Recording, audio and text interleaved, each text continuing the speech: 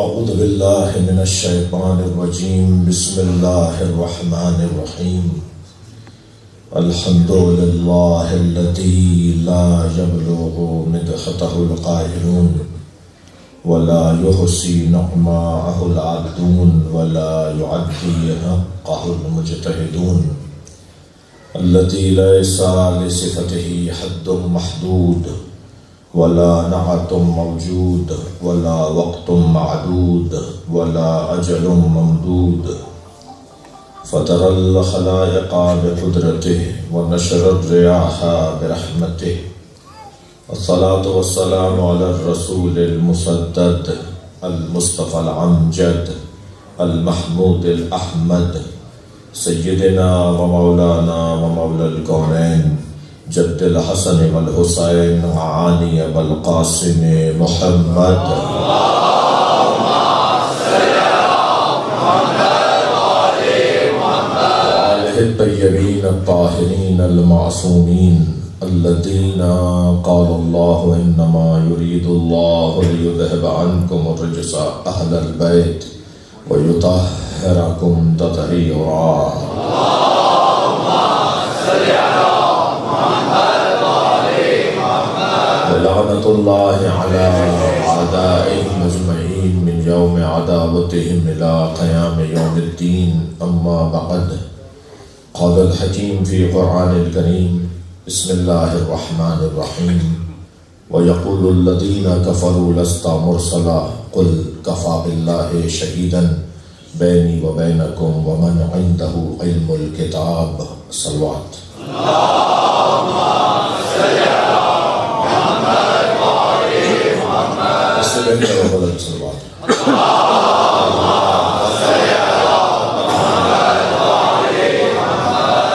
سورہ مبارکہ رعد کی آخری آیت کا نشان ہے 43۔ اللہ اپنے اس کلام میں ائمہ اثنا عشر کو یاد کر رہا ہے۔ ہر زمانے میں عالم الکتاب کا ہونا لازمی ہے، اس لیے کہ ہر زمانے میں انکار رسالت کرنے والے آتے رہیں گے اور نبی کی رسالت پر گواہی کے لیے اللہ کافی ہے اور وہ جس کے پاس مکمل کتاب کا علم ہے۔ وَيَقُولُ الَّذِينَ كَفَرُوا لَسْتَ مُرْسَلًا، جنہوں نے کفر اختیار کیا وہ کہتے ہیں اور کہتے رہیں گے کہ آپ بھیجے ہوئے رسول نہیں ہیں۔ قل، اے میرے حبیب ان سے کہہ دیجئے، کفا باللہ شہیداً بینی و بینکم، میرے اور تمہارے درمیان گواہی کے لیے اللہ کافی ہے۔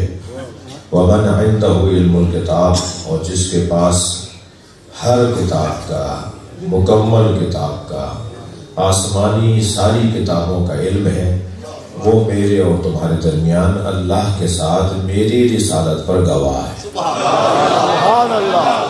اب کیونکہ سورہ مبارکہ رات کی اس آیت میں فعل مضارع استعمال ہوا ہے یقولو، اور یقولو کا ترجمہ ہوگا کہ کہتے ہیں اور کہتے رہیں گے، یعنی فعل مضارع حال اور مستقبل۔ اس وقت کہہ رہے ہیں، جب آیت نازل ہوئی اس وقت کہہ رہے تھے یہی بات، اور آئندہ بھی کہتے رہیں گے۔ ان کے مزاج میں انکار ہے۔ ظاہر انسان ہے وہ اپنے اختیار کا فائدہ اٹھاتا ہے، اور انسان اپنے اختیار کا فائدہ اٹھاتے ہوئے کبھی اقرار کرتا ہے تو کبھی انکار۔ تو جو اقرار کرتے ہیں وہ مسلمان کہلاتے ہیں، جو انکار کرتے ہیں وہ کافر کہلاتے ہیں۔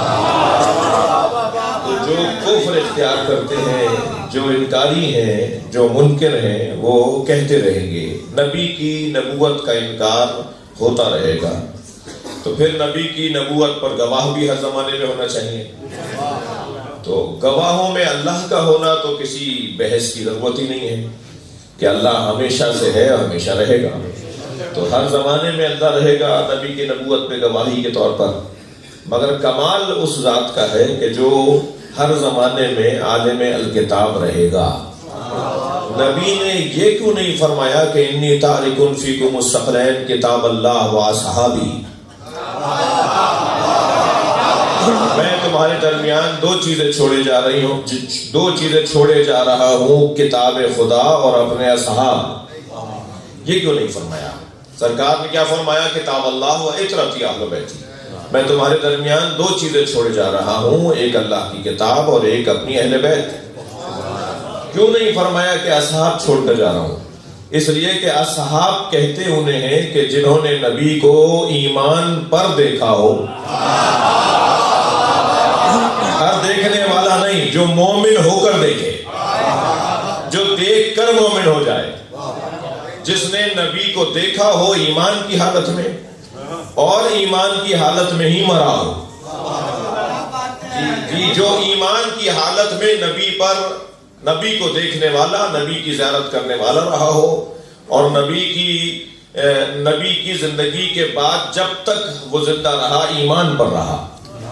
تو اصحاب کا لفظ اس لیے نبی نے استعمال نہیں کیا کیونکہ صحابہ کرام کو بالآخر لمبی عمر پانی تھی، تو حضرت جابر ابن عبداللہ الانصاری سے زیادہ تو عمر ہونی نہیں تھی۔ سب سے زیادہ طویل حیات صحابہ کرام میں، صلوات پڑھیں ذرا محمد والے، وہ حضرت جابر ابن عبداللہ الانصاری کی ہوئی کہ جو امام محمد باقر تک زندہ رہے، یعنی انہوں نے امام محمد باقر کی بھی زیارت کی، نبی کے صحابی، مولا علی کے صحابی، امام حسن کا دور، امام حسین کا دور، امام زین العابدین کا دور، امام محمد باقر کا دور، 6 معصومین کو سلام کرنے والا، صلوات پڑھیں ذرا محمد والے۔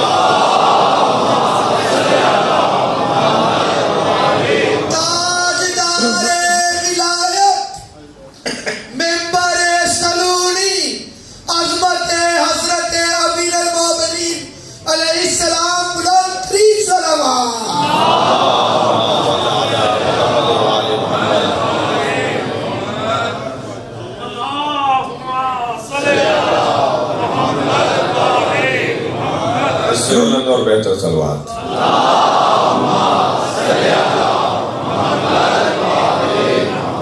میں اپنے بھائیوں کے جو کھڑے ہوئے ان کے لیے جگہ بناؤں، ایسے ہی ٹھیک ہے، آپ ایسے ہی ٹھیک ہے، تھوڑی سی اگر یہاں جگہ بنا سکتے ہیں، آپ ادھر والے اگر آگے آ جائیں اٹھ کر،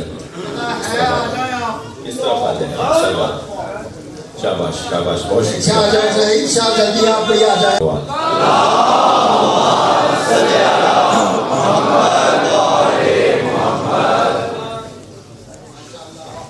توجہ ہے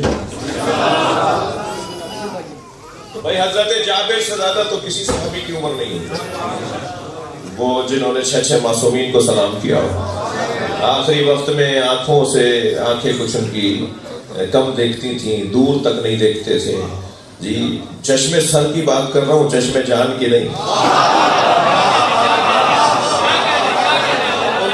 ان کے سر میں، ان کی ماتھے پہ اور سر میں لگی ہوئی آنکھیں تو نہیں دیکھتی تھیں، مگر دل کی آنکھوں سے ایسے دیکھتے تھے کہ ایک جگہ امام محمد باقر تشریف فرما تھے،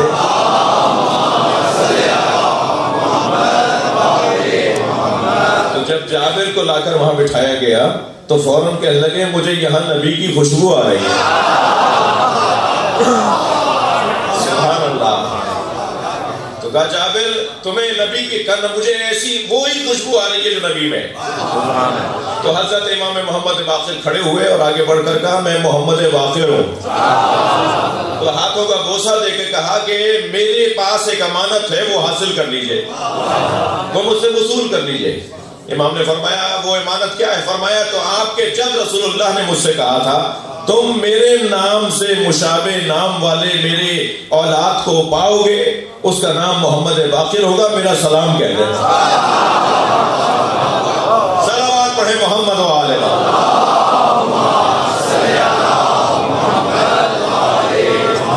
تو بہت ہوا، تو اتنا ہوا کہ حضرت جابر ابن عبداللہ الانصاری جیسے صحابی ہوئے، مگر حضرت جابر کے بعد یعنی امام محمد باقر کے بعد کوئی صحابی نہیں رہا۔ کہتے ہیں کہ متوکل کے زمانے میں کوئی 250 سال کے ایک صحابی کو ڈھونڈ کر لائے تھے، جن کو گود میں اٹھا کے لائے، اور پھر انہوں نے ان سے سنا کہ آپ نے کیا کیا دیکھا اور کیا کیا نبی کیسے کیسے مراحل گزرے۔ تو بہت ہوا تو یہ ہوا، لیکن بالآخر بات ہماری اصلی یہ ہے کہ صحابی تو ختم ہونے تھے نا۔ نبی اگر فرماتے کہ میں 2 چیزیں چھوڑے جا رہا ہوں، قرآن اور اپنے اصحاب، تو قرآن اکیلا رہ جاتا،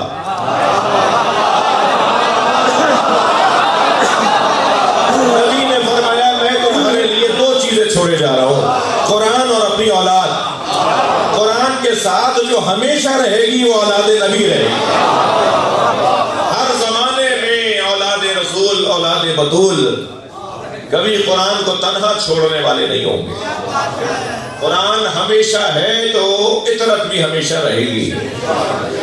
جی ابھی کچھ دن کے بعد دوبارہ شادیوں کا ماحول ہوگا. ہم شادی نہیں کرتے شہادت کی تاریخوں میں، خوشیاں نہیں مناتے شہادت کی تاریخوں میں. تو جو مہذب گھرانے کے لوگ ہوتے ہیں وہ مکس گیدرنگوں کی شادیاں نہیں کرتے. جو دیندار لوگ ہیں ان کے ہاں عورتیں مرد مخلوط نہیں ہوتے. تو قناعت لگی بھی ہوتی ہے، یا 2 ہال اگر ہیں تو ایک میں مرد بیٹھے ہیں ایک میں عورتیں. جی عورتوں میں دلہن بیٹھی ہوتی ہے. عورتیں دلہن کو دیکھ دیکھ کر یقین کرتی ہیں کہ وہاں دولہا ہے، اگرچہ انہوں نے دولہا کو دیکھا نہیں ہوتا. اور مردوں میں دولہا ہوتا ہے اور مرد دولہا کو دیکھ دیکھ کر یقین کرتے ہیں کہ دلہن ہے، اگرچہ مردوں نے دلہن کو دیکھا نہیں ہوتا. ایک کا وجود جب لازمہ ہے دوسرے وجود کا، تو ایک نظر آ رہا ہو تو مانو دوسرا بھی ہے. جب نبی نے کہا ہے کہ قرآن اور اہل بیت علیحدہ نہیں ہوں گے تو قرآن ہونا بتا رہا ہے کہ مہدی بھی ہے. صلوات پڑھیں محمد و آل محمد.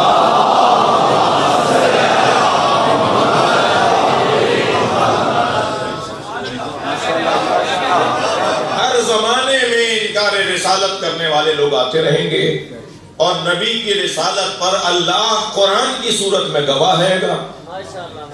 موٹا سا سوال ان بچوں سے جوانوں سے آیت کہہ رہی ہے کہ اللہ کافی ہے گواہی کے لیے، تو اللہ کی گواہی کا طریقہ کیا ہے؟ اللہ نبی کی نبوت پر گواہ ہے. قرآن سمجھنے کے لیے ہم بیٹھے ہیں. یہ مجلس اعزاز تفسیر قرآن کے بیان کی جگہ ہے. ہم مجلس میں قرآن کی آیت پر غور کرتے ہیں، تفسیر کا بیان ہوتا ہے. جی سب پڑھتے ہوں گے، سب کو مبارک ہو پڑھنا، مگر یہ قوم سمجھتی ہے. قرآن پڑھ کر بخشنا اور ہے، قرآن سمجھ کے بخشنا اور ہے. تو یہ جو اللہ کہہ رہا ہے کفا باللہ شہیدا بینی و بینکم، اے میرے حبیب ان سے کہہ دو کہ تمہاری رسالت پر گواہی کے لیے اللہ کافی ہے میرے اور تمہارے درمیان. تو اللہ کی گواہی کا طریقہ کیا ہے؟ اللہ کی گواہی کا طریقہ قرآن ہے. قرآن گویا علم الہی، اور علم الہی گواہ نبوت، گواہ رسالت. تو اللہ کی گواہی کا طریقہ قرآن. اور ومن عنده علم الکتاب، اور جس کے پاس مکمل کتاب کا علم ہے وہ نبی کی رسالت پر گواہ. تو ہر زمانے میں ایک فرد ضرور ہو کم سے کم. کچھ دور ایسا بھی آیا کہ ایک سے زیادہ رہے جو عالم الکتاب ہوں اور ایک سے زیادہ ہوں، لیکن ایک سے کم یعنی خالی نہیں ہوگا زمانہ کسی ایک ایسے وجود سے کہ جو عالم الکتاب ہو اور زمانہ اس سے خالی ہو. یعنی عالم الکتاب سے زمانہ خالی نہیں ہو سکتا، ہر زمانے میں وہ موجود رہے گا. جی تو اس کا عنوان کیا ہے، اس کا نام کیا ہے، پہلا ان میں کون ہے، دوسرا ان میں کون ہے، تیسرا ان میں کون ہے. ہر زمانے میں جب عالم الکتاب ہے تو نبی کے زمانے میں عالم الکتاب کو علی کہتے ہیں. مولا علی کے بعد عالم الکتاب کو امام حسن کہتے ہیں. 3 سال کا سن ہے اور نبی کے آغوش میں بیٹھے ہیں امام حسن مجتبیٰ. آنے والے نے سوال کیا کہ مجھے آپ کی نبوت پر دلیل چاہیے. پوچھنے والا عربی تھا، بدو تھا، دیہاتی عرب تھا، جو تو تڑاک سے بات کرتے ہوں، جنہیں بولنے کی تمیز نہ آتی ہو. اس نے کہا مجھے آپ کی نبوت پہ دلیل چاہیے. آپ کی نبوت پہ دلیل کیا ہے؟ سرکار نے امام حسن کے سر پر ہاتھ پھیرتے ہوئے فرمایا میرا یہ نواسا میری نبوت پہ دلیل ہے. وہ کہنے لگا یہ بچہ، اچھا اس لہجے میں جس نے بھی بات کی ہے نا وہ ذلیل ہوا ہے. کہنے لگا یہ بچہ، تو جیسے ہی کہا نا اس نے یہ بچہ، تو نبی نے فرمایا بیٹا حسن تم اسے جواب دو. تو امام حسن نے فرمایا سل فقیہا ولا صبیہ، تو ایک فقیہ سے بات کر رہا ہے، بچے سے نہیں بول رہا. سن عندی بحر العلم، امام حسن سن میرے پاس علم کا سمندر ہے، میرے پاس علم کا سمندر ہے. اور اس سمندر کی تعریف سنے کیسے کہ امام نے سن میرے پاس علم کا سمندر ہے، الذی لا تقسمہ الدوالی، جسے ڈولوں سے خالی نہیں کیا جا سکتا۔ بھائی صلوات پڑھ لیں مولا کی ذات پر۔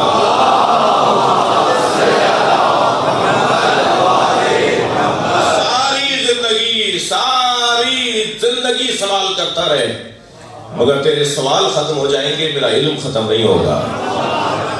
میرا مضمون نہیں ہے کہ میں عالم الکتاب کے عنوان سے ایک ایک عالم الکتاب کے اوپر ہمارا اصلی عنوان ساتویں امام کی سیرت اور ان کی زندگی سے متعلق غور کرنا ہے، ورنہ ہر امام معصوم کی زندگی کے اندر یہ ثبوت وافر مقدار میں ملتا ہے کہ عالم الکتاب تھے، یہی عالم الکتاب ہے، یہی عالم الکتاب ہے۔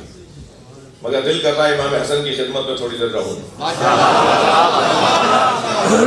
ایک مرتبہ شام کا دربار مدینے میں لگا، بھائی لاہور کے لوگوں میں بات کر رہا ہوں، مجھے صراحت نہ کرنے دیں، اشاروں میں میرے ساتھ چلیں تو مجھے بھی لطف آئے گا۔ ایک دفعہ شام کا دربار مدینے میں لگا، اور دربار میں جانا نہ اماموں کا شیوا ہے نہ امام کے چاہنے والوں کا، مگر گئے تو اللہ کی توحید کا پیغام پہنچانے، نبی کی رسالت کے تحفظ کے لیے اور امامت کے ثبوت کے لیے گئے۔ دسیوں مثالیں ہیں ائمہ اہل بیت کی کہ دربار میں گئے، مگر گئے تو پھر یہ رنگ دکھا کر آئے۔ اس دربار میں بھی امام کی کرسی لگی ہوئی ہے مگر امام نہیں ہے، اور حاکم بار بار مڑ مڑ کے دیکھتا ہے، اور کبھی دروازے کی طرف تو کبھی اختتام مجلس کی طرف، اور بار بار پوچھتا ہے کہ حسن مصطفیٰ کہاں ہے؟ اور جواب دیا جاتا ہے کہ انہوں نے کہہ دیا تھا کہ میری مرضی ہے، آؤں گا تو آؤں گا، نہیں آؤں گا تو نہیں آؤں گا۔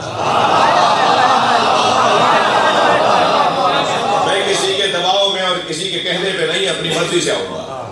محفل چلتی رہی، جب محفل اختتام کو پہنچی اور بس کچھ ہی لمحے رہ گئے تھے کہ ایک مرتبہ ایک ہوا سی چلی، جتنے بھی پردے گرے ہوئے تھے وہ اٹھ اٹھ کر امام کو رستہ دینے لگے، اور امام وہاں داخل ہوئے، ساری مجلس کھڑی ہو گئی، سارا مجمع جو وہاں موجود تھا وہ کھڑا ہو گیا۔ امام کو اس نے اشارہ کیا کہ جہاں حضرت کی کرسی لگی ہوئی تھی، حضرت اس کرسی پہ آ کے بیٹھے، تو کہنے لگا کچھ کہیں گے؟ حضرت نے فرمایا کہ محفل کو برخاست کرو، کہ یہ اتنے لوگ بیٹھے ہیں آپ سے کچھ سننا چاہتے ہیں۔ حضرت نے پھر خطبہ ارشاد فرمایا، بڑا یادگار خطبہ امام حسن کا۔ اس میں پہلے تو اپنے خاندان کا تعارف کروایا، نحنو ذریۃ من آدم، ہم آدم کی اولاد ہیں۔ اچھا، ایک جملے کی تفسیر کی ضرورت ہے، مگر میں ان کو سب کو گزارتا ہوا بالکل جو آخری جملے ہیں نا ان پہ آپ کی توجہ چاہوں گا۔ پہلے تو تعارف کروایا کہ ہم اولاد آدم ہیں، ہم ابراہیم کی ذریت میں سے، اور پھر اس کے بعد فرمایا کہ سنو، میں اس گھرانے کا اس گھرانے کا وہ نمائندہ ہوں جسے اللہ نے 5 چیزوں سے فضیلت دی ہے۔ پھر ان فضیلتوں کا ذکر کر کے ایک لمحے کے لیے سانس لیا، تو اس سانس سے فائدہ اٹھاتے ہوئے، اس توقف سے فائدہ اٹھاتے ہوئے اس نے کہا اور بھی کچھ کہیں گے؟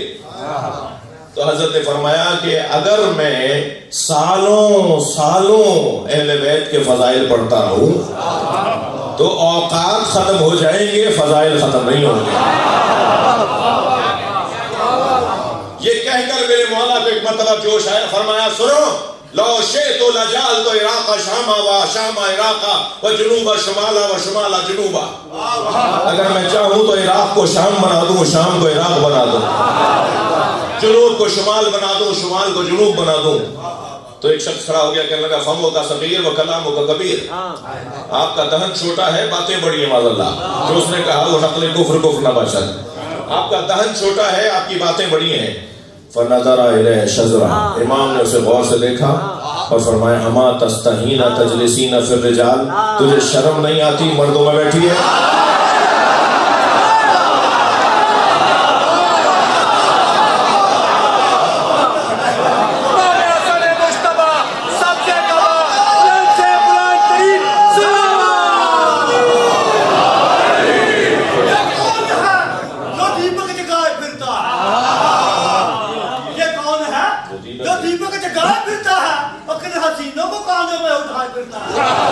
حسن کو دیکھ کے مہر نبی میں کہتے تھے لوگ رسول اپنا ہی بچہ اٹھائے پھرتا.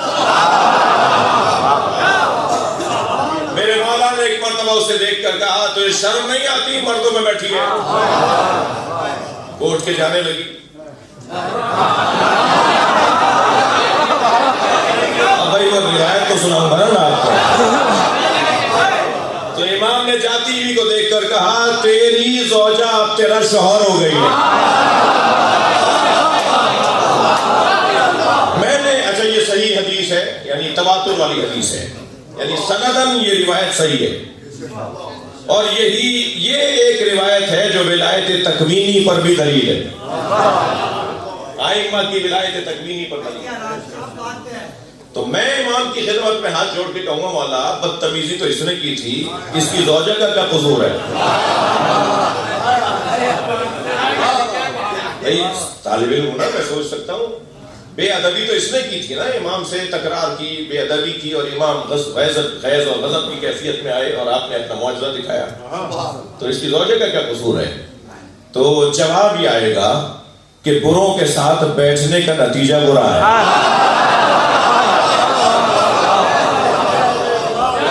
صلوات پڑھ لے ذرا محمد و آل محمد.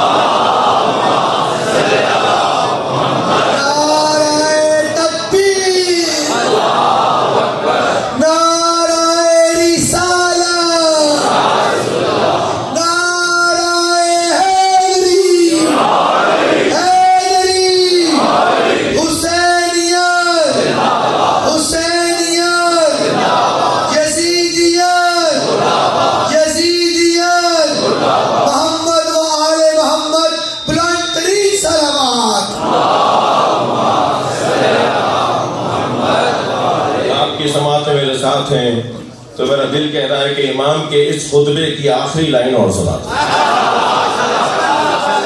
خطبہ بڑا حسین ہے, پورا خطبہ سننے اور سنانے کا ہے. اس میں حضرت فرماتے ہیں سنو میرے بارے میں مجھے اپنے جیسا سوچنے والوں, العرش و سریری, عرش میرے آرام کی جگہ ہے. نہیں آپ کی توجہ نہیں ہوئی, مجھے تشریح نہ کرنے دیں, صرف ترجمے پہ ہی مجھ سے قبول کر لیں. العرش و سریری, عرش میرے آرام کی جگہ ہے. وَأَحْمَدُ ضَمِيرِي, احمد مصطفیٰ مجھ حسن کا ضمیر ہے. وَعَلِيُّ أَمِيرِي, علی میرا امیر ہے. وَالْحُسَيْنُ وَزِيرِي, حسین میرا وزیر ہے. وَجِبْرِيلُ فَقِيرِي, جبریل میرا فقیر ہے. صلوات پڑھے محمد و آل محمد.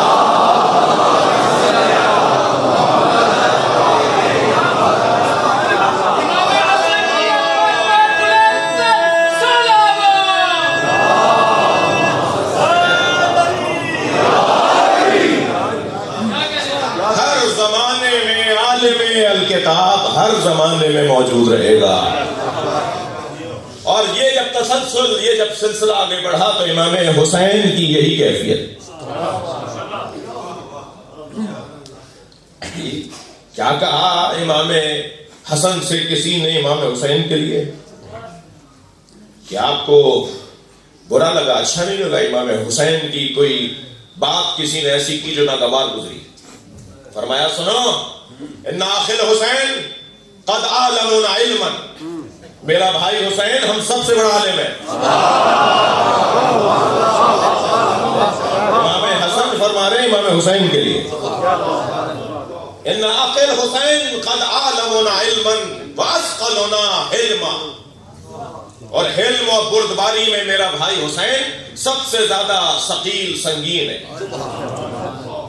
وَأَقْرَبُنَا مِن رَسُولِ اللَّهِ رَحِمًا, اور رسول اللہ سے قربت میں حسین ہم سب سے زیادہ آگے. حسین کا مقام رسول اللہ کے نزدیک ہم سب سے زیادہ ہے.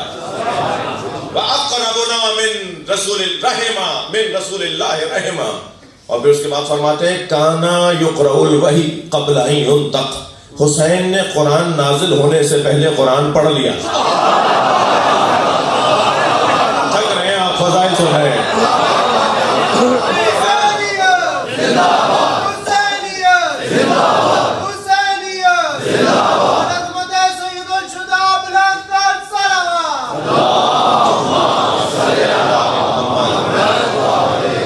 बड़ी बड़ी हाजतों को जहन में रखते हुए एक मर्तबा एक रूहानी मजलिस है, बाबुल हवाइज की दरगाह में मजलिस है, अपनी हाजात को जहन में रखते हुए बुलंदतर सलवात पढ़ें।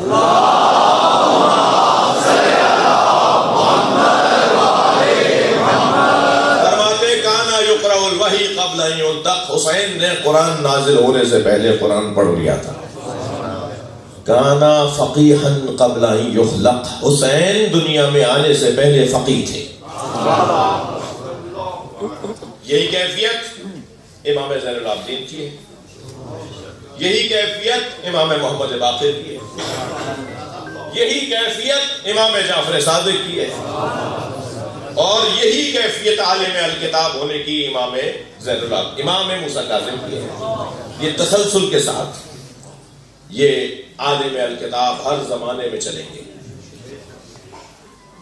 इमाम की सीरत तैयबा का एक मुनफरिद पहलू यह है कि इमाम के जमाने से इमाम आइम्मा ही के चाहने वालों में इख्तलाफ हुआ। पहली मर्तबा आइम्मा के चाहने वाले दो ग्रोहों में तकसीम हुए। एक हजरत इस्माइल इमाम जाफर सादिक के फर्जंद को इमाम मानने लगे, और एक ने कहा कि नहीं, मूसा काज़िम हमारे इमाम, लिहाजा वो इस्माइली कहलाए, जो बाद में आके बोहरी भी बने और इस्माइली भी बने, यानी उनमें फिर दो नाम हो गए, और ये इसना अशरी कहलाए।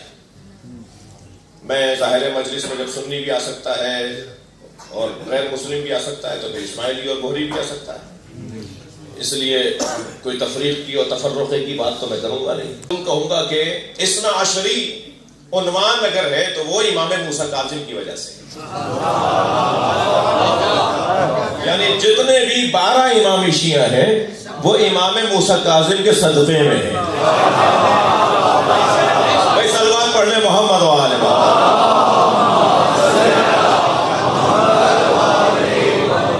और इल्म में अच्छा कैसे साबित हो, हम अगर कभी मुनाजरा हो, कभी इख्तिलाफ राय का के ऊपर दलाइल का तबादला हो, तो हजरत इस्माइल भी इल्मी दुनिया में कमजोर नहीं थे। जैसे सैयद मोहम्मद बलद, अल्लाह आपको उनकी इजारत के लिए बार बार दे रहे, सैयद मोहम्मद बलद में इमाम हसन अस्करी से बड़े थे सिंदो साल में।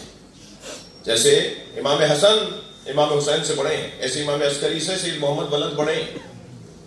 और सैयद मोहम्मद बलद में और इमाम अस्करी में अवाम में और मोमिनीन में ये बहस थी कि ये इमाम होंगे या ये इमाम होंगे। अच्छा, मुकायसा भी वहां होता है जहां कुछ तो मुनासबत हो।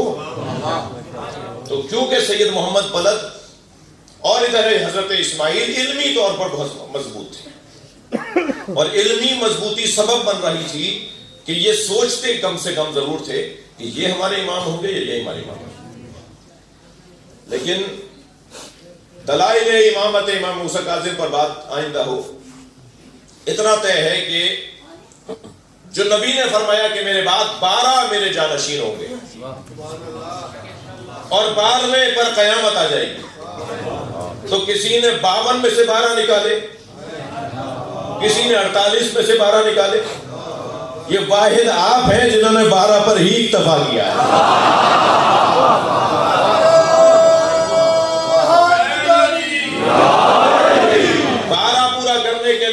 को छोड़कर फिर एक, 2 को छोड़कर फिर एक, 6, 8 को छोड़कर फिर एक, इस तरह 12 की तादाद पूरी हो गई और कयामत नहीं आई। लेकिन इसना अशरियों को यह एहसास हासिल है कि वो 12वें के इंतजार में, यानी मैं लफ्ज बदल के अगर कहूं कि इसना अशरियों के अलावा सब बंद गली में खड़े हैं।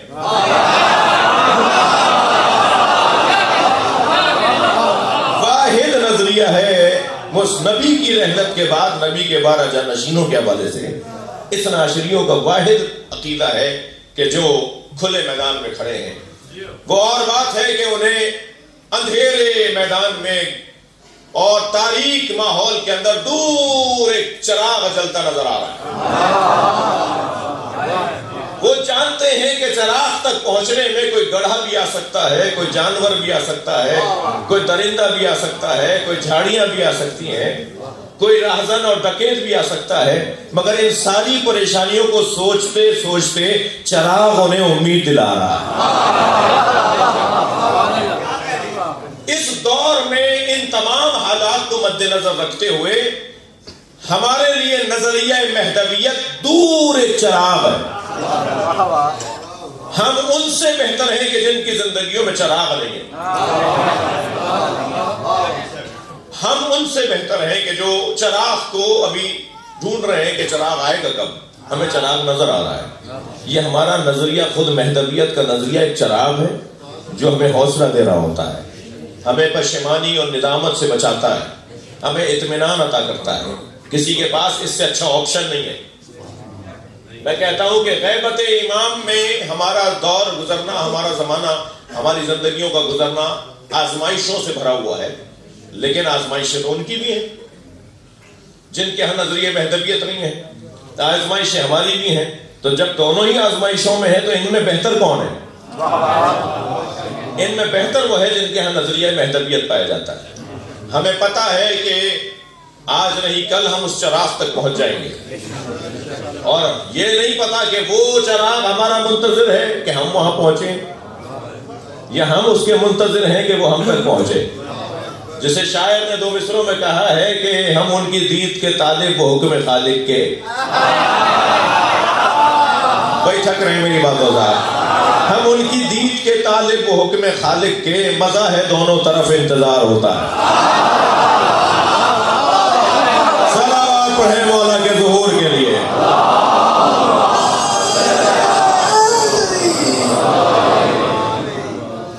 توجہ کر لی۔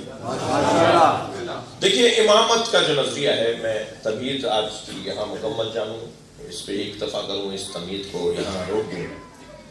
امامت کا جو عقیدہ ہے وہ ہماری ضرورت اور معاشرے کی ضرورت ہے۔ نبی کی رحلت کے بعد جو جانشین مصطفیٰ ہے، آپ اسے کیا نام دیں گے؟ ہمارے بھائی اسے خلافت کا نام دیتے ہیں، ہم امامت کا نام دیتے ہیں۔ ہمارے نزدیک خلافت ایک سیاسی ذمہ داری ہے، امامت اس سے بالا تر ہے۔ یعنی معاشرے کے اندر صرف اور صرف سیاسی مسائل ہی نہیں ہیں، بلکہ معاشرے کے اساسی مسئلے کو اگر روحانی مسئلہ کہا جائے، یعنی اگر انسان کی ہدایت اسے نصیب ہو جائے جو اس کا حق ہے، تو خود بخود سیاسی مسئلے خود حل ہوں گے۔ لیکن اگر سیاسی مسائل حل ہو جائیں اور روحانی اور مانوی مسئلے حل نہ ہو، تو پھر بے ہنگمیاں رہیں گی، فساد رہے گا، جھگڑا رہے گا، لڑائیاں رہیں گی، الجھنیں رہیں گی۔ امامت کے 2 ذمہ داریاں اور 2 عنوانات ہیں، ایک سیاسی مسائل اور ایک مانوی اور روحانی مسائل۔ تھک تو نہیں رہے؟ جو سیاسی مسائل ہیں اسے ہم خلافت کہتے ہیں، اور جو روحانی اور مانوی مسائل ہیں اسے ہم ہدایت کہتے ہیں۔ ہادی کے لیے ضروری نہیں ہے کہ وہ کسی کرسی پر، کسی تخت پر بیٹھے، لیکن خلیفہ کے لیے یہ ہوتا ہے کہ اس کو کوئی جگہ دی جاتی ہے، اسے کہیں بٹھایا جاتا ہے۔ لہذا 3 خلیفہ جب نبی کی کرسی چھوڑ چھوڑ کر بیٹھتے رہے،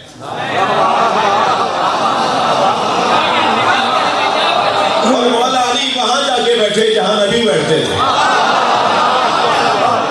اور اصحاب نے سرگوشیاں شروع کی، تو برابر میں بیٹھے ہوئے عمار یاسر سے مولا علی نے فرمایا، عمار یہ کیا بول رہے ہیں؟ فرمایا یا علی یہ کہہ رہے ہیں کہ آپ وہاں بیٹھ گئے جہاں نبی بیٹھتے تھے، اس لیے کہ آپ سے پہلے والے ایک ایک زینت چھوڑ چھوڑ کر ادب میں احترام میں نیچے اتر اتر کے بیٹھتے رہے، اور آپ وہاں بیٹھے جہاں نبی بیٹھتے تھے۔ تو مولا علی نے خطبہ ارشاد فرمایا منبر پر بیٹھنے سے علی کی عزت میں اضافہ نہیں ہوا ہے،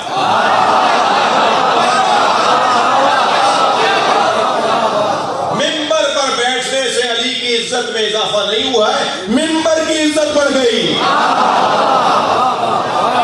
اور پھر خطبے کے اندر ایک اور جملہ फरमाते हैं माँ हाज़िहिल आलात, ये लकड़ियों का ढेर क्या है?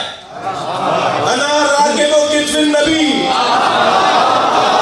मैं तो नबी के दोष पर भी बैठा हूं। सलावत पढ़े मोहम्मद व आले मोहम्मद।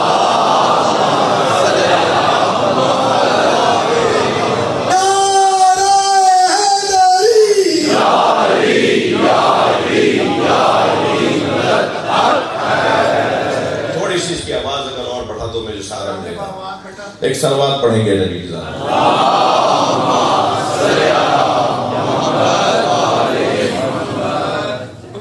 बात आगे बढ़े तो इमामत के दो पहलू, एक सियासी शऊन और एक हिदायत का शऊन, हिदायत की जिम्मेदारी। तो हादी यानी जो मानवी और रूहानी जिम्मेदारियों का रखने वाला है, वो भी इमामत का ही उन्वान है, जिसको हम अगर कहें कि हिदायत की दो किस्में बनाएं, हिदायत तशरीई और हिदायत तकवीनी। हिदायत तशरीई के अंदर हुकूमत आ जाएगी, सियासत आ जाएगी, मुमलिकत चलाना आ जाता है, वजारतें बनाना आ जाता है, गवर्नर बनाना आ जाता है, जो मौलाली ने भी किया, नबी ने किया। और इमाम हसन ने 6 महीने तक किया। और जो हिदायत का उन्वान है वो हिदायत तकवीनी, जिसको कह लीजिए कि रहनुमाई, लोगों को जहन्नुम से बचाने और आज़ाब से बचाने के रास्ते देना, वो हिदायत तकवीनी में आता है और इमामत की एक जिम्मेदारी है। इमामत कितनी अहमियत का हामिल मौजू है, थोड़ी सी बात हो। अकीदा इमामत इस्ना अशरियों के यहाँ उसूल दीन में से तौहीद, अदल, नबूवत, इमामत, क़यामत। हमारे भाइयों के यहाँ 3 उसूल दीन हैं और हमारे यहाँ 5 उसूल दीन। वो तौहीद के बाद नबूवत और नबूवत के बाद क़यामत को मानते हैं। हम तौहीद के साथ अदल को भी उसूल दीन में मानते हैं। इन बच्चों के लिए दोहरा रहा हूँ, पढ़ा बहुत है आपने जी। अदल इसलिए जरूरी है हमारे यहाँ, तौहीद के बाद अदल इसलिए जरूरी है कि हम उस अल्लाह को मानते हैं जो आदिल है। ये उसूल दीन में अदल को शामिल करने की जरूरत क्यों पेश आई? इसलिए कि अल्लाह पे रख रख के बड़े बड़े हजरतों ने जुल्म किया कि ये अल्लाह ने करवाया है, हमने तो नहीं किया, ये तो अल्लाह ने करवाया है, हमने तो कुछ नहीं किया। लिहाजा इस मकतब ने, इस नजरिए ने ये दरवाजा बंद कर दिया कि अल्लाह जुल्म नहीं करता, अल्लाह जुल्म नहीं करवाता।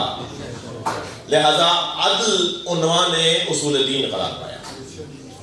जिनके यहाँ 2 रकत का पेश नमाज आदिल हो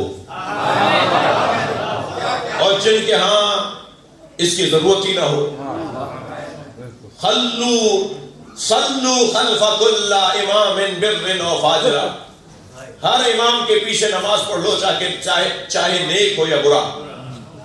तो जहां 2 रकत का पेश नमाज आदिल होना जरूरी ना हो, वहां बात और आगे बढ़ती है। मैं अगर वहां से आऊं या यहां से आऊं, जरा जहां अल्लाह ही आदिल ना हो, वहां रसूलुल्लाह का मासूम होना क्यों जरूरी है? फिर वहां खलीफा का और इमाम का मासूम होना क्यों जरूरी है? फिर जब अल्लाह ही आदिल नहीं हो और जो चाहे जो जुल्म भी करवाता हो माज़अल्लाह जी, शर और खैर दोनों उसकी तरफ से होता हो, मुझे अपने अकीदे की दिफा का हक है ना भाई। मैं अगर इस मेंबर में भी अपने अकीदे की तशरीह नहीं करूंगा तो कहां करूंगा जी? जहां अल्लाह आदिल ना हो और वो शर भी उसकी तरफ से हो और खैर भी उसकी तरफ से हो, तो फिर रसूलुल्लाह के बारे में भी बहुत सारी चीजें मिल जाएंगी कि आपने ये किया वो किया।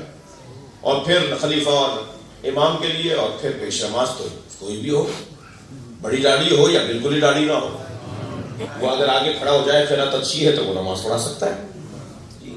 लेकिन जिन्होंने बात नीचे से शुरू की, उन्होंने कहा 2 रकत का पेश नमाज आदिल। मेरा और अल्लाह का ताल्लुक है ना 2 रकत में, हमारा जाती मसला है ना 2 रकत नमाज, कम से कम 2 रकत नमाज हमारा जाती मसला है ना, अल्लाह का और मेरा, बंदे का और माबूद का। उसमें भी अगर किसी के पीछे खड़ा हूं तो मेरे लिए जरूरी है कि वो आदिल हो। تو جب جز وقتی امام عادل ہو تو پھر کل وقتی امام کی عدالت کیسی ہوگی؟ پھر جب امام عادل ہو تو پھر رسول اللہ کا عالم ہونا عادل ہونا کتنا ضروری ہے، اور پھر اللہ کا عادل ہونا کتنا ضروری ہے۔ تو کبھی بحث و عدل کے موضوع پر تو بات تفصیل سے ہوگی، ابھی صرف اشارتاً اتنا عرض کر کے میں اپنا صفحہ پلٹوں اپنی گفتگو کا۔ اور پھر نبوت، اور پھر نبوت کے بعد امامت، یعنی نبوت کے بعد اگر آپ معیار نہیں بنائیں گے، کوالٹی نہیں بنائیں گے، میرٹ نہیں بنائیں گے، ہر شخص کو نبی کی جگہ بیٹھنے کی اجازت ہوگی، تو نبی مکرم 23 برس کی ظاہری اعلان نبوت کے بعد کی زندگی گزار کے چلے گئے، قیامت تک آپ کا کلمہ پڑھا جائے گا۔ تو پھر آہستہ آہستہ دین تبدیل ہونا تھا نا۔ جب ظالم ہاتھوں میں نہیں رہے گا، جب عادل ہاتھوں میں نہیں رہے گا، ہمارا نظریہ یہ ہے کہ نبی مکرم عادل ہیں تو ان کی جگہ بیٹھنے والا بھی عادل ہے۔ ناراض نہ ہو تو ایک جملہ کہہ دوں، ہر جگہ ایک ہی آواز کے میرٹ پہ تقرریاں ہونی چاہیے، میرٹ پہ پارٹی ٹکٹس ملنے چاہیے، میرٹ پہ تبادلے ہونے چاہیے، جی میرٹ پہ داخلے ہونے چاہیے۔ ہم بھی تو 1400 سال سے یہی کہہ رہے ہیں کہ نبی کے بعد میرٹ پہ ماننا چاہیے۔ یہ جو معیار ہے، یہ جو معیار ہے، یہ جو کوالٹی ہے، یہ جو معیار ہے، اسے کیسے محفوظ رکھا جائے؟ تو اب جو نبی کی جگہ آ کر بیٹھے گا اسے ہم امام مانتے ہیں اور معصوم مانتے ہیں، یعنی عصمت۔ تھکے نہیں میری باتوں سے، یہ اکیڈمک گفتگو ہے جو میں کر رہا ہوں، یہ مدرسے کی گفتگو ہے جو میں آپ سے کر رہا ہوں۔ پہلے ہمارے گھروں میں دینیات، ہمارے محلوں میں دینیات اور قرآن پڑھایا جاتی تھی، اب بھی پڑھائی جاتی ہے؟ دو چار ہی غزلیں دی ہیں، میں کیا کہوں؟ ایک صلوات پڑھیں ذرا محمد وآلہ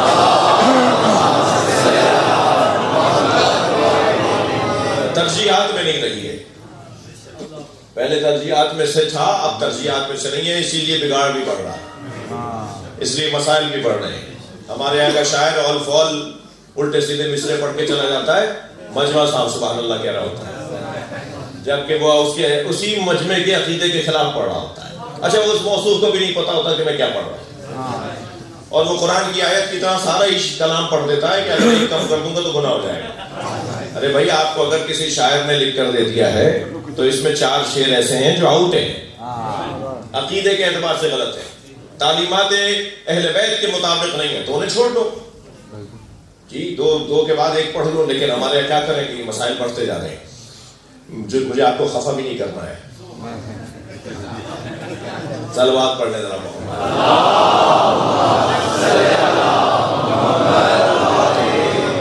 صرف اشارہ دینا ہے، متوجہ کرنا ہے اور اسم افہم بولنا ہے، باقی تو آپ کو سب آتا ہے۔ صلوات اور محمد وآلہ محمد۔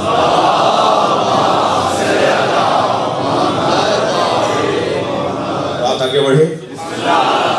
امامت کے لیے عدل یعنی شدت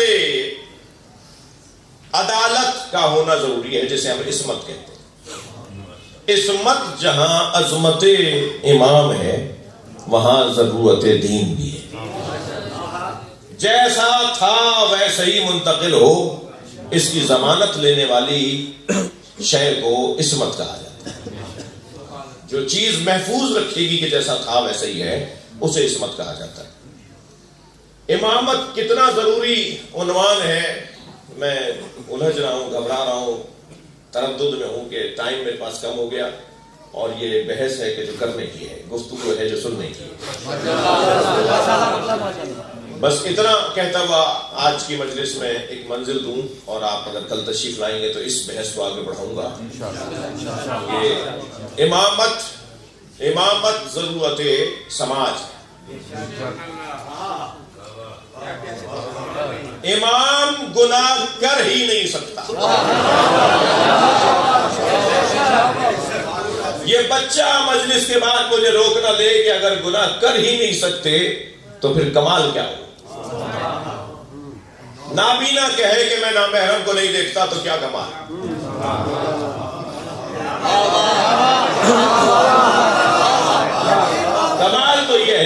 آنکھیں ہوں اور گناہ نہ ہو.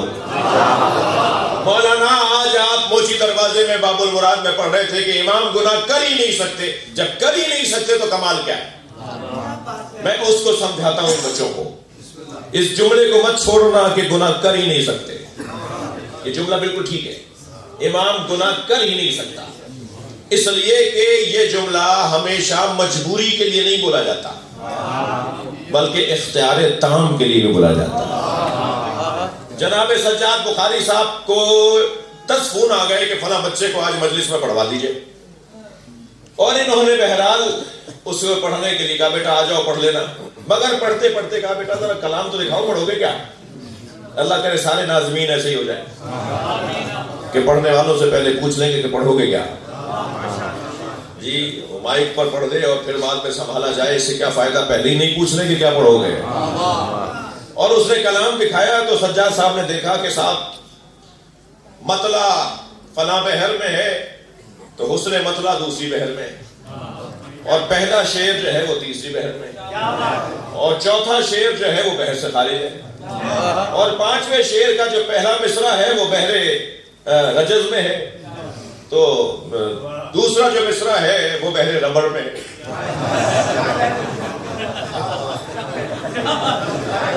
اور سارے کلام کے اندر اتنی اوٹ پٹانگ کہ ایک ہی کلام میں 50 قسم کی صنفیں پائی جاتی ہیں. اور پھر یہ تو رہا فنی حوالے سے، ٹیکنیکی حوالے سے الجھن، مگر اشعار بھی اتنے بے ہنگم کہ 3 شعر پہلے جو اس نے کہا تھا 3 شعر بعد اسی کے خلاف خود بول رہا ہے، اس پہ بھی داد دے رہا ہے کہ اس پہ بھی داد دے چکا اور اس پہ بھی داد دے رہا ہے. اب ایسا بے ہنگمی کا شکار کلام انہوں نے بالآخر پوچھ ہی لیا بھائی یہ کس کا کلام ہے؟ تم یہی پڑھو گے؟ ہاں بخاری صاحب یہی پڑھوں گا. تو یہ کس کا کلام ہے؟ اور اگر یہ بے ساختہ کہہ دے میر انیس کا کلام تو بخاری صاحب سے زیادہ کس کو برا لگے گا؟ اور یہ بے ساختہ کہیں گے انیس ایسا کہہ ہی نہیں سکتے.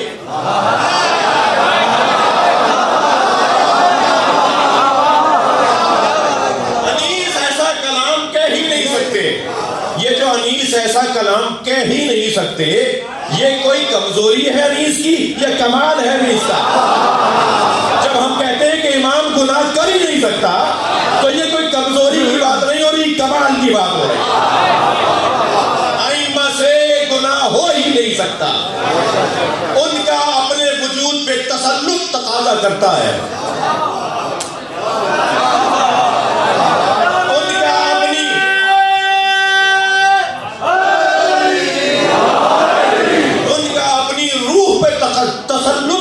کرتا ہے کہ ان سے گناہ ہو ہی نہیں سکتا.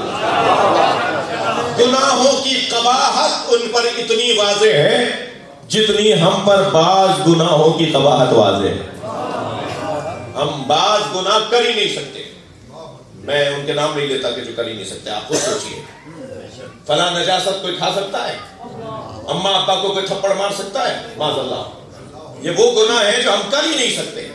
جیسے ہم کچھ گناہوں میں کر ہی نہیں سکتے اپنے لیے کہہ سکتے ہیں نا، ائمہ کے لیے ہر گناہ میں وہ گناہ کر ہی نہیں سکتے.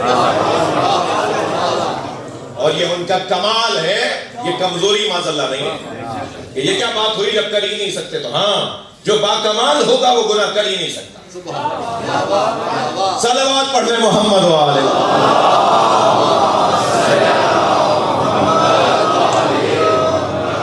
کل اس بحث کو گفتگو کو آگے بڑھاؤں گا. آپ کی شرکت مسلسل ہے اور ہم اس عزت خانے میں اس مناسبت سے آ رہے ہیں کہ یہ وہ امام ہیں جن کی اولاد کثیر مگر جنازہ مزدور ہوتا ہے.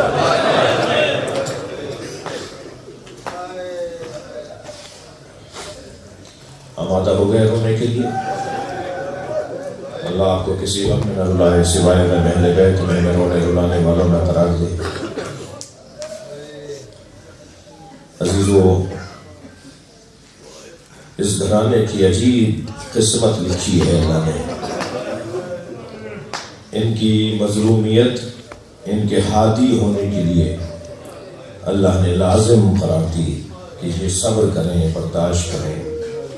دشمن اپنے ظلم کی حدیں بتا دے مگر یہ اپنی برداشت کی حد نہ بتائیں. اس سے زیادہ کچھ نہیں کر سکتے تھے مگر یہ اس سے زیادہ بھی صبر کر سکتے تھے. یہ عنوان ہے اس گھرانے کا. چلیے آج کی مجلس میں آپ سے التماس کر رہا ہوں کہ کربلا چلیے. حسین صبح سے عصر تک لاشیں اٹھا رہے ہیں. اجرکم اللہ اجرکم اللہ. آوازیں بلند ہیں. میرے مولا نے سارے لاشیں خود اٹھائے, حتیٰ غلاموں کے لاشیں بھی کسی کو اٹھانے نہیں دیے. جب غلام کا لاشا کوئی پڑھ کے کہتا تھا مولا یہ تو غلام ہے, فرماتے تھے یہ میری محبت میں یہاں آیا ہے, میری محبت بدنام ہو جائے گی. جون کا لاشا بھی خود اٹھایا, حتیٰ حر کے بیٹے کا لاشا. جب آواز دی نا علی ابن حر نے بابا میری مدد کیجیے, اولاد والے بیٹھے ہیں, بیٹا اس حالت میں باپ کو مدد کے لیے پکارے تو باپ کتنی جلدی جائے گا, حر کتنی جلدی پہنچے ہوں گے لاشے پر. لیکن سنیں گے جب حر پہنچے تو حسین پہلے سے موجود تھا. اجرکم اللہ. امام نے حر کے بیٹے کا لاشا اٹھایا ہوا تھا تو حر نے کہا مولا یہ غلام زیادہ ہے, میرے بیٹے کا لاشا مجھے دے دیجئے. آپ نے ایسے یہ لاشا کیوں اٹھا لیا؟ امام نے فرمایا حر جوان کی میت باپ نہیں اٹھاتا. اجرکم اللہ اجرکم اللہ. حر جوان بیٹے کی میت باپ نہیں اٹھاتا. امام حر کے بیٹے کا لاشا گنج شہیدہ میں لے کر آئے. عزاداروں رو لیے نا, آوازیں بلند ہو گئیں, پہنچ گئے نا آپ جو میں کہنا جا رہا ہوں. جب علی اکبر کا لاشا اٹھا رہے تھے تو کوئی نہیں تھا جو یہ کہتا کہ جوان کی میت باپ نے اٹھاتا. ایک جانب حسین کی یہ مظلومیت, دوسری جانب ائمہ اہل بیت کے ہاں کراہت کا عمل بھی انجام نہیں دیا جاتا. وہ مکروہ عمل بھی انجام نہیں دیتے, وہ مباح عمل بھی انجام نہیں دیتے, یا وہ مستحب کرتے ہیں یا واجب کرتے ہیں.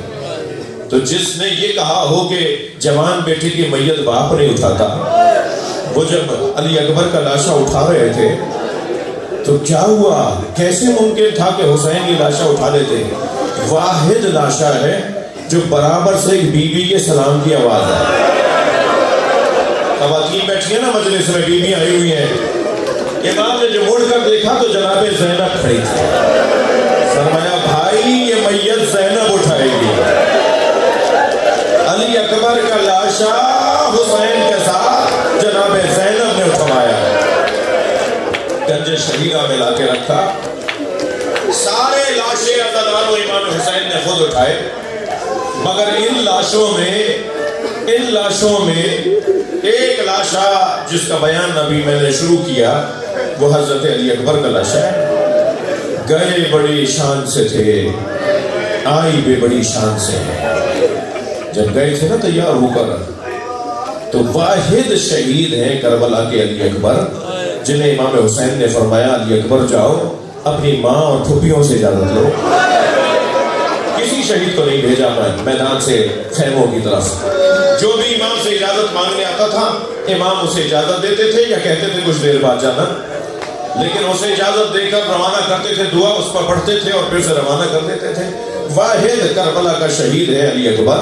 جب آ کے کہا بابا مجھے جانے کی اجازت دے, یا روایت میں ہے کہ امام نے خود فرمایا علی اکبر اب تم جاؤ.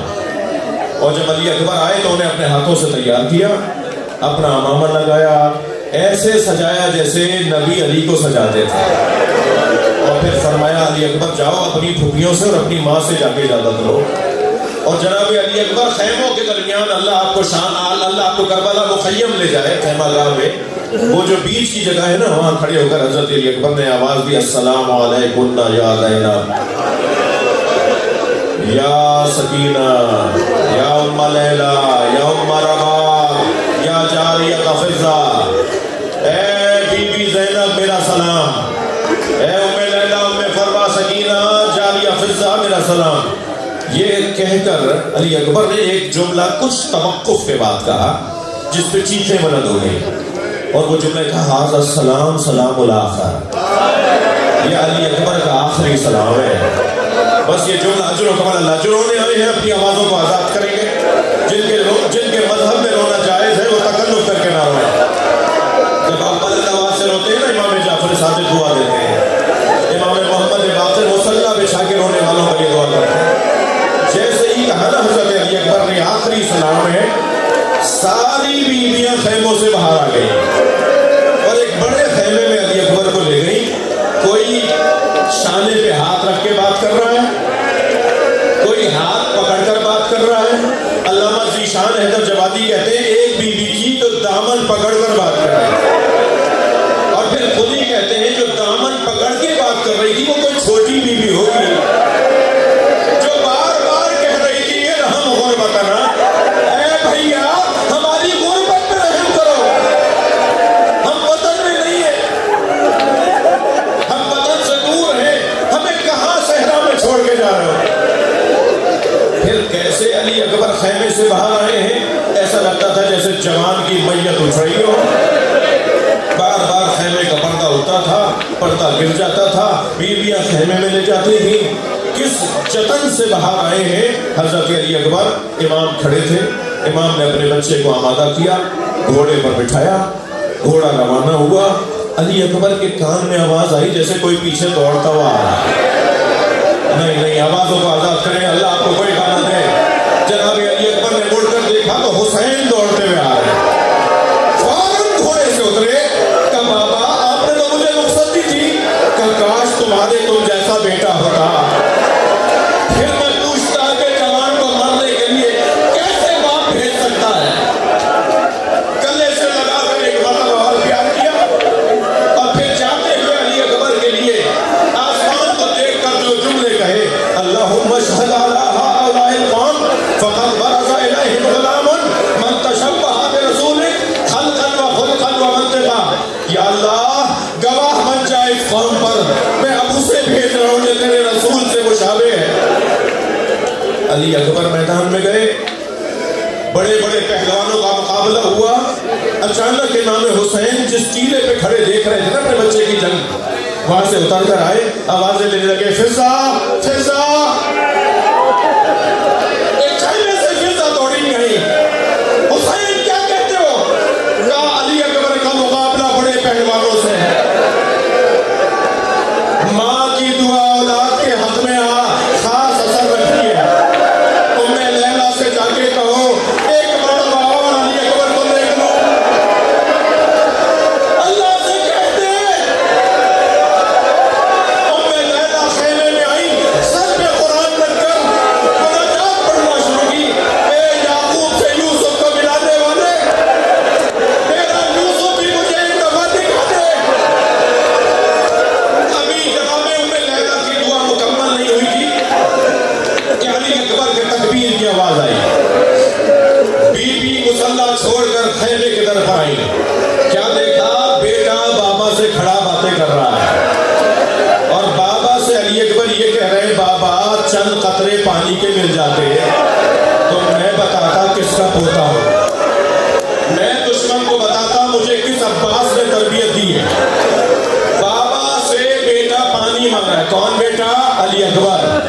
یہ وہی بیٹا ہے جو 3 سال کے سن میں, جب 3 سال کے تھے, امام حسین مسجد نبوی میں عبادت کر رہے تھے, برابر میں آ کے بیٹھ گئے.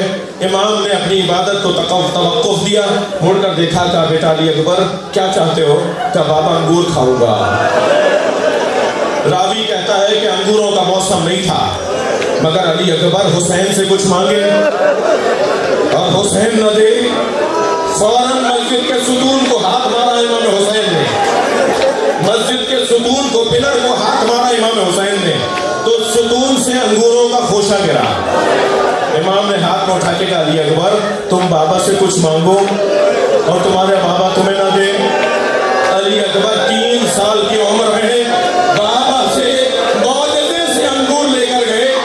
اب کڑیل 18 سال کا علی اکبر ہے, بابا سے پانی مانگ رہا ہے, مگر وہ معجزے کی جگہ تھی, یہ امتحان کی جگہ ہے. کیا کہے حسین اپنے بچے سے؟